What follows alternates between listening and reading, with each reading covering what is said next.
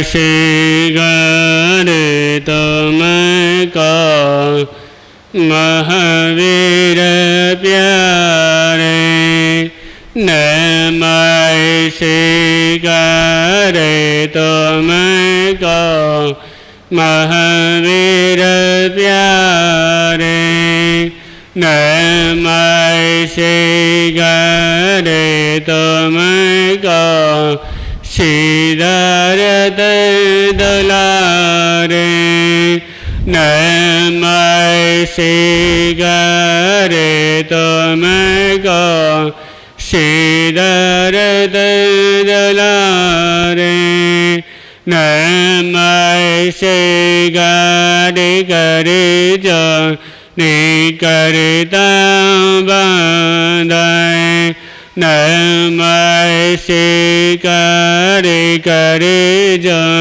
निकरता बंधाए, नम ऐसे करे तुमको तीस लगे नादाए, नम ऐसे करे तुमको तीस लगे नादाए।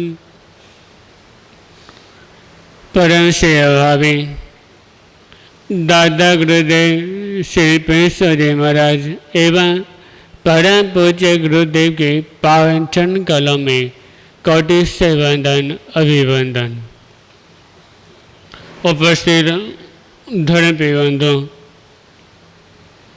आगे समक्ष विषय चल रहा है पुण्य के ऊपर कि व्यक्ति ने जीवन में पुण्य कैसे कमाता है, जिसमें से सबसे पहले 9 पुण्यों के बारे में बताया गया है। उसमें से प्रथम पुण्य यानी अन्न पुण्य, जिसमें से कल आपने थोड़ा बहुत समझ करा था कि अन्न पुण्य का कितना महत्व होता है, यानी दूसरों को भोजन करवाना उसका भी कितना बड़ा महत्व होता है।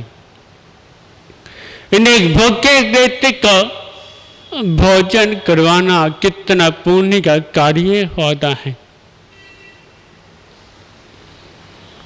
सबसे बड़ा अन्न पुण्य वो होता है, मान लो कोई व्यक्ति भोजन करने के लिए बैठा है,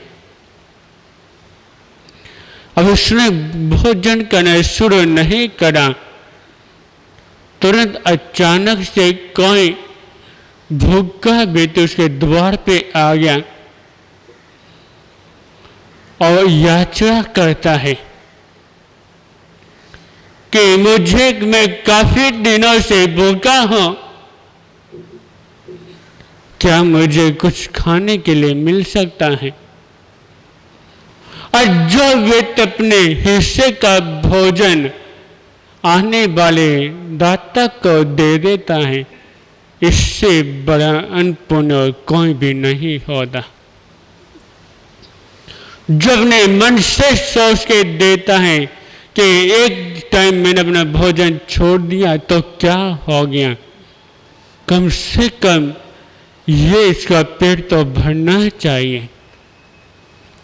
अन्न पुण्य का लाभ तभी होता है जब व्यक्ति मन से दूसरों की भूख को खत्म करता है, अन्य मन से दूसरों को भोजन देता है, तभी अन्न पुण्य का लाभ तभी होता है। वो एक व्यक्ति कि अन्न का दान तो देना चाहता है, पर उसका मन वो दान देने की इच्छा नहीं है। वो किसके लिए दे रहा है कि मेरा नाम हो, सभी लोग मुझे कहें कि लोग देखो कितना अन्न का दान करता है, कितने गरीबों की भूख को खत्म करता है, उसका कोई लाभ नहीं होता। जो केवल नाम के लिए जो करता है, जो दूसरों को दिखाते हुए जो करता है, वो कोई पुण्य का लाभ नहीं होता। असली पुण्य का लाभ तभी होता है जब व्यक्ति मन से दूसरों को दान करता है, अपना नाम करने के लिए नहीं, केवल मन में के भाव कि जो भूखा जो व्यक्ति है उसकी भूख खत्म हो जाए। एक बार बसंतपुर नगर के जो राजा थे, जो सभी गरीबों की और सेवा वो सहायता करते थे, तो अचानक उस बसंतपुर नगर में अकाल पड़ जाता है। सभी का भोजन मिलना मुश्किल हो जाता है। सभी एक एक दाने के लिए तरसने शुरू हो जाते हैं। यहाँ तक कि पक्षी भी अन्न के बिना तरह तरह के मरने शुरू हो जाते हैं। अब राजा ने देखा ऐसे कैसे चलेगा,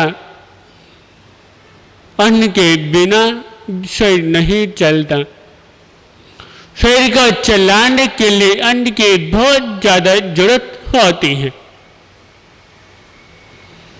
जैसे एक गाड़ी होती है, गाड़ी को चलाने के पेट्रोल की जरूरत होती है। अधिक गाड़ियों में पेट्रोल है तो गाड़ी चल सकती है।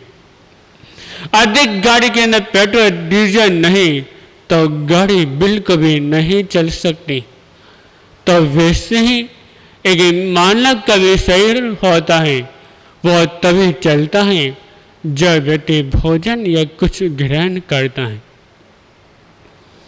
तो ये भाव देखते राज्य की चिंता बढ़ती हुई चली जा रही थी कि वह किसके अपनी जनता को भूखा देखते हुए, अपनी जनता को परेशान देखते हुए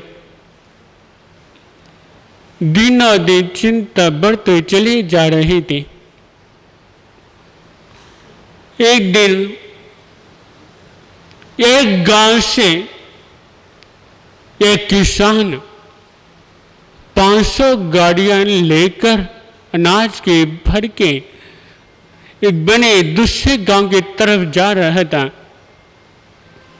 और जैसे राज्य को से बाद में पता चला कि किसान 500 गाड़ियों की भरी हुई अनाज भर के हुए लेके जा रहा है, क्यों ना उससे अनाज खरीद लेता हूं, जितना भी उसका होगा मैं सारे एक एक पाई उसको चुका दूंगा।